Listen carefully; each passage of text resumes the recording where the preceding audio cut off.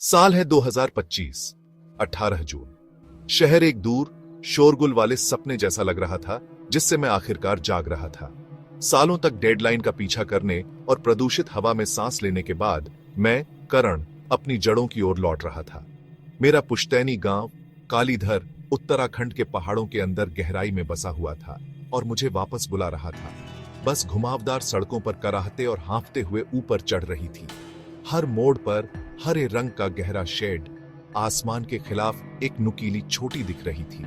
मैं 24 साल का था, शहर के सियानिज्म से भरा हुआ, लेकिन मेरे अंदर का एक हिस्सा उस सादगी की चाहत रखता था जिसे मैं पीछे छोड़ आया था। यहाँ की हवा अलग थी, ये ताजी साफ थी, लेकिन इसमें कुछ और भी था। एक बोझ, एक भूली हुई याद जो मेरे कॉन्शियसनेस के किनारों पर चुभ रही थी। ये एक ऐसी फीलिंग थी जिसे मैं पूरी तरह से बता नहीं सकता था। जैसे ही मैं बस से उतरा, गांव समय में जम गया लग रहा था।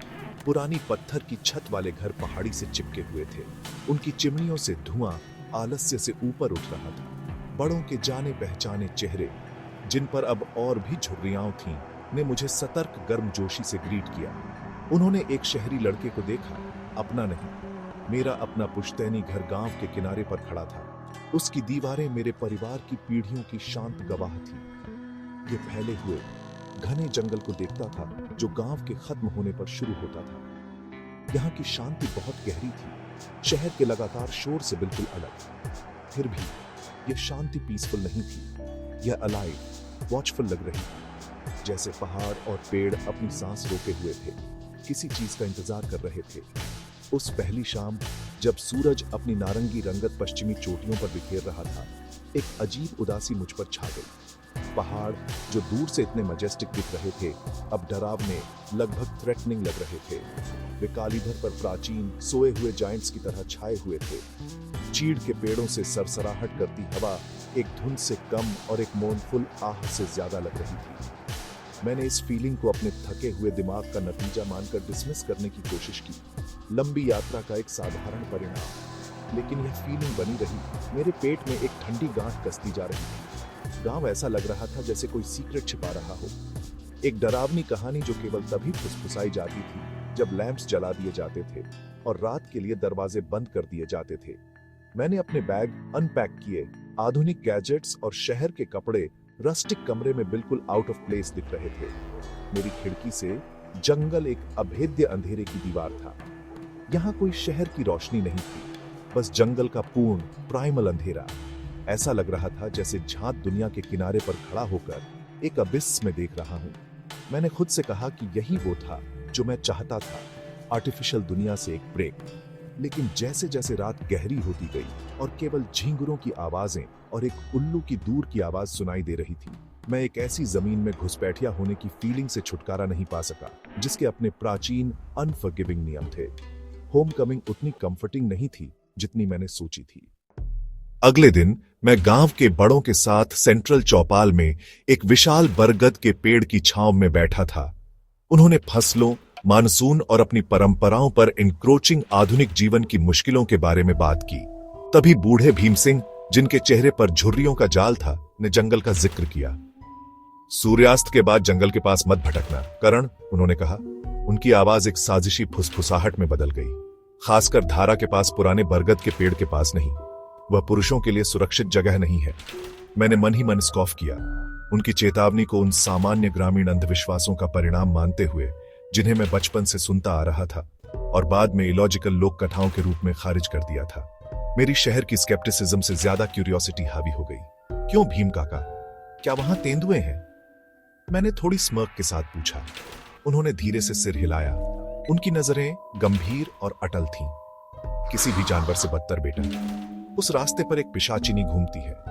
यह शब्द हवा में भारी और ठंडा होकर लटक गया।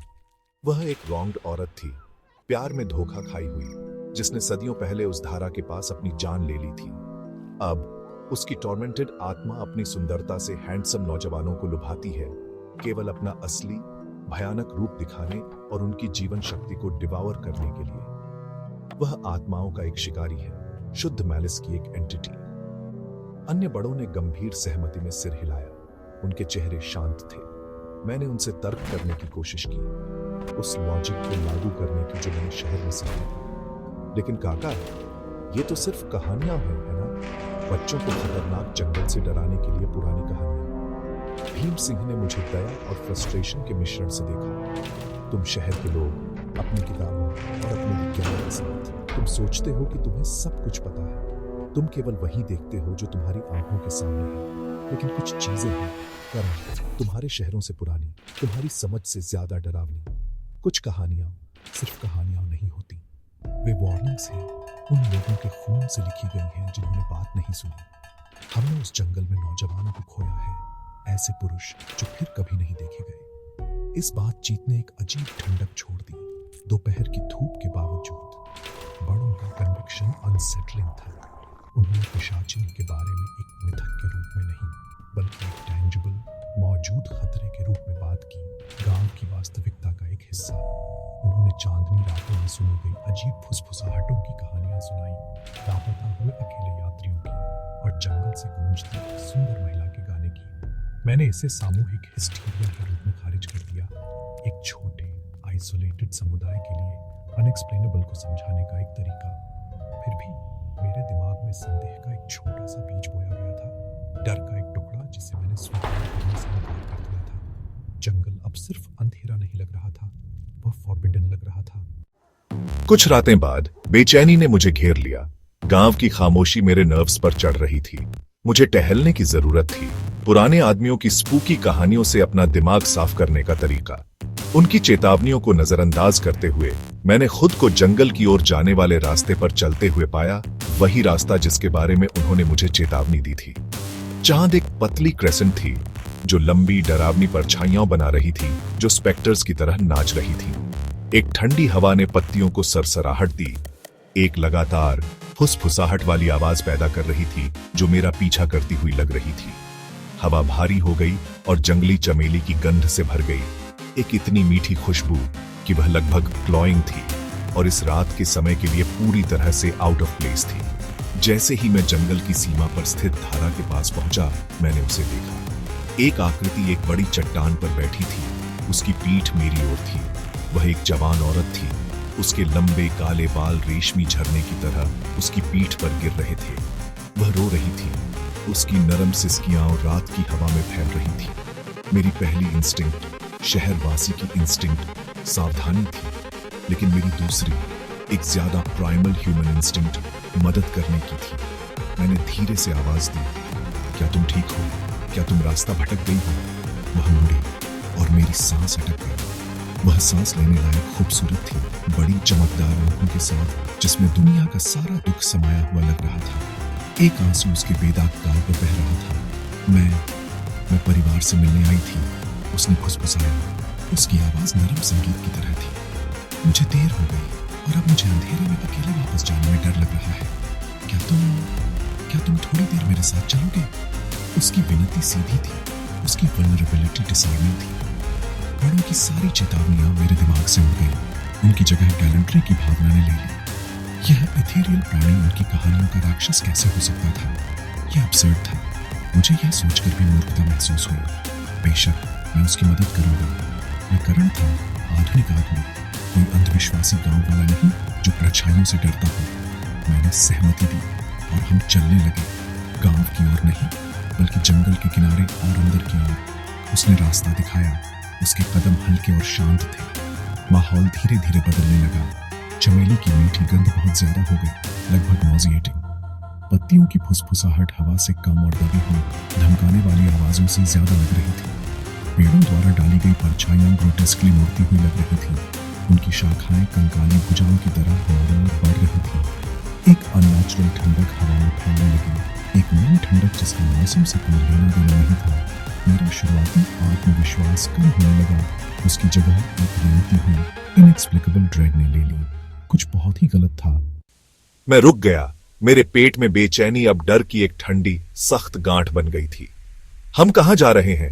मैंने पूछा। मेरी आवाज मुश्किल से सुनाई दे रही थी। गांव दूसरी तरफ है। औरत रुक गई और मेरी तरफ मुड़ी। नरम दुख भरी अभिव्यक्ति गायब हो गई थी।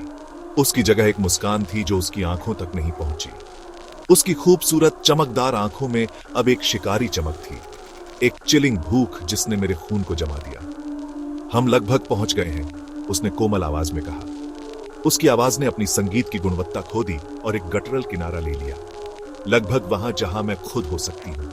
उसी पल चांदनी सीधे उसके चेहरे पर पड़ी और मैंने इल्यूजन को टूटते हुए देखा। यह परिवर्तन भयानक था। एक दुःस्वप्न मेरी आंखों के सामने खुल रहा था। उसकी त्वचा, जो कभी इतनी चिकनी थी, पीली और अपनी हड्डियों पर खींची हुई दिखने लगी। उसकी खूबसूरत आंखें अपनी सॉकेट्स में धंस गईं। एक मैलेवलेंट लाल रोशनी से चमक रही थी। उसका मुंह, जो कभी एक परफेक्ट धनुष था, अविश्वसनीय रूप से चौड़ी, क्रूर मुस्कान में फैल गया, जिसमें सुइयों जैसी लंबी नुकीली दांतें दिखाई दे रही थी। उसके गले से एक नीची गटरल गुर्राहट निकली। उसके नाखून काले नुकीले पंजों में लंबे हो गए। यह एक औरत नहीं थी, यह बड़ों की कहानियों का प्राणी था, पिशाचिनी। वह मुझ पर झपटी। उसकी भयानक चीख शांत जंगल में गूंज उठी, शुद्ध अनअडल्टरेटेड बोलने की आवाज। मुझे घबराहट हुई। मैं मुड़ा और भागा। मेरा दिल एक फंसे हुए पक्षी की तरह मेरी पसलियों से टकरा रहा था। जंगल, जो पहले केवल डरावना था, अब एक जीवित दुःस्वप्न था। पेड़ मुझ पर बंद होते हुए लग रहे थे। उनकी शाखाएं मेरे कपड़ों और त्वचा को खरोंच रही थी। जमीन उबड़ खाबड़ लग रही थी, हर कदम पर मुझे गिराने की कोशिश कर रही थी। उसकी भयानक हंसी मेरे चारों ओर गूंज रही थी, हर दिशा से आती हुई लग रही थी। मैं अपनी गर्दन पर उसकी ठंडी सांस महसूस कर सकता था। उसकी उपस्थिति मालिश की एक टैंजिबल लहर थी। मैं अपनी जान बचाने के लिए भाग रहा था।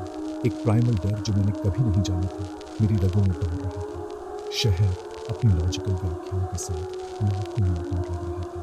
यह असली था, यह हो रहा था। जैसे ही उसका पंजा मेरे कंधे को पकड़ने वाला था, मेरी उंगलियां सहज रूप से मेरी जेब में छोटी चीज पर बंद हो गई। यह तावीज था, वह तावीज जो मेरी दादी ने मुझे सालों पहले शहर जाने से पहले पहनने पर जोर दिया था। मैंने इसे केवल उनकी खातिर रखा था। बिना सोचे मैंने उसे बाहर निकाला और अपने पीछे बताया। जैसे ही पिशाचिनी का हाथ धागे के तावीज को छोड़ा, हमारे बीच एक काली चांद की रोशनी निकली। उसने अर्थ की खून जमा वाली चीख निकाली। ऐसी आवाज जो इंसान की नहीं थी।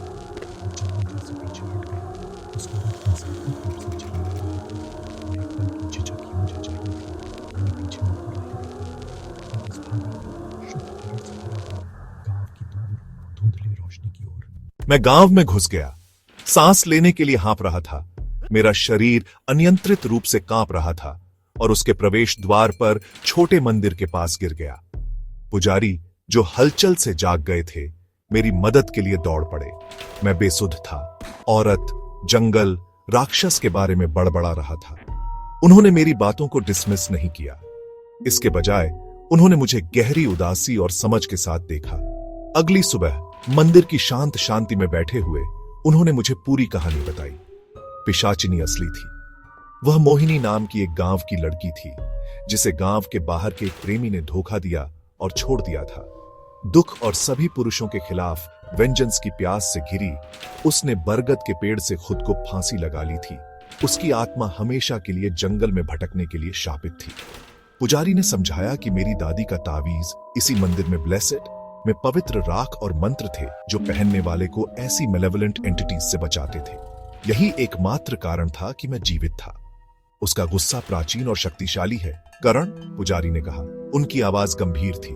वह आउटसाइडर्स के डिसबिलीफ पर शिकार करती है। तुम्हारी स्केप्टिसिज्म ने तुम्हें परफेक्ट टारगेट बना दिया।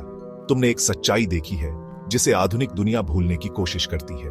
एक सच्चाई जो इन्हीं पहाड़ों की परछाइयों में रहती है।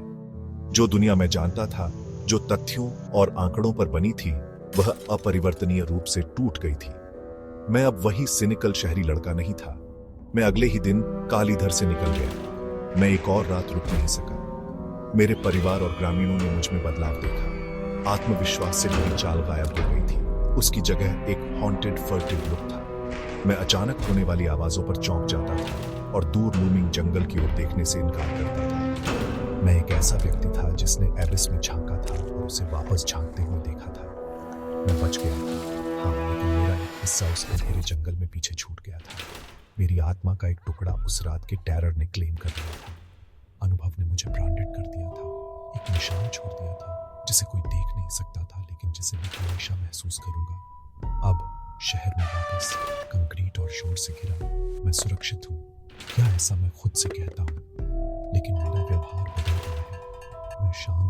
विथड्रॉन हूँ और मैं खूबसूरत अजनबियों की आंखों में देखने से बचता हूँ।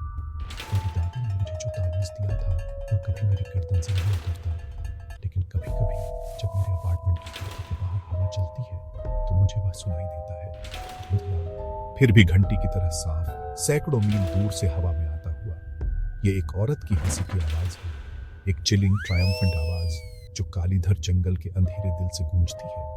और मैं जानता हूँ, एक निश्चितता के साथ जो मेरी आत्मा को जमा देती है कि वह अभी भी वहीं है, इंतजार कर रही है।